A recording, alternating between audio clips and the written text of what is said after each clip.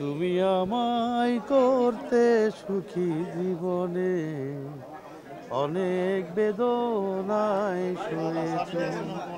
বলো না কি সুখ তুমি পেলে, তোমায় পেয়ে পৃথিবী পেয়েছি, আমি পেয়েছি আলো, পুড়েছি প্রদীপ সেই আলো জেলে।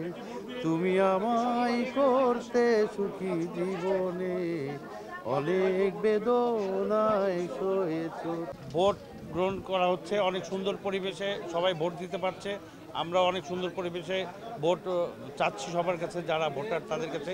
আমি অনুরোধ করব এবং আশা করব যারা নির্বাচন কমিশনার কিংবা যারা নির্বাচনের হয়ে কাজ করছেন তাদের কাছে অনুরোধ করবো, আমাদের এই সকাল থেকে বিকাল পর্যন্ত এই সুষ্ঠু সুন্দর পরিবেশে যেন আমাদের কর্মীরা ভোট দিতে পারে এবং স্বতঃস্ফূর্তভাবে ভোট দিতে পারে, এটাই আমি সবার কাছে কামনা করছি। আপনাদের সহযোগিতা কামনা করছি।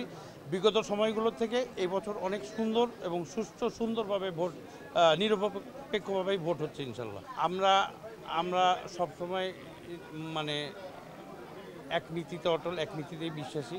আমরা যদি হেরে যাই আমরা মেনে নেব, আমরা যদি জিতে যাই তাহলে ওরাও মেনে নেবে, এটাই স্বাভাবিক, এটা হার জিত থাকবেই।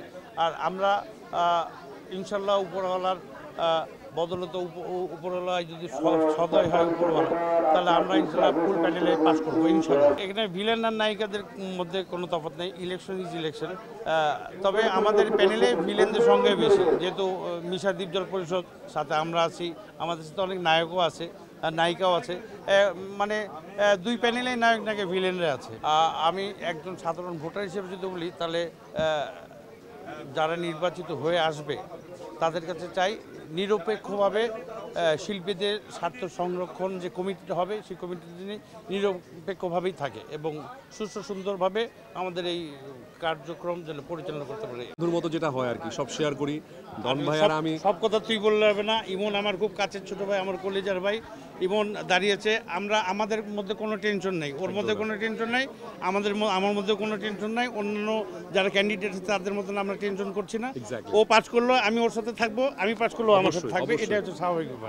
দুজন পাশাপাশি আছে, আমরা হচ্ছে যে শিল্পী, আমরা শিল্পতে বিশ্বাসী, তাই না? আমাদের মন মানসিকতা উদার। আমরা এই জন্য শিল্পী, আমাদের শিল্পোত্তরতে আমরা বেঁচে থাকতে চাই, আমরা দুজন একসাথে কাজ করতে চাই। ভালোবাসিয়া গেলাম ফাঁসিয়া, এটাই বলতে হবে। ডন ভাই হচ্ছে আমার ভীষণ পছন্দের একজন বড় ভাই, সবসময় আমাদের মধ্যে যোগাযোগটা অনেক পছন্দের ছোট ভাই, আমি পছন্দের বড় ভাই। তো আমরা দুজন নির্বাচনে একদমই ভাবছি না, আমরা দুজন সবচেয়ে বিন্দাস আছি।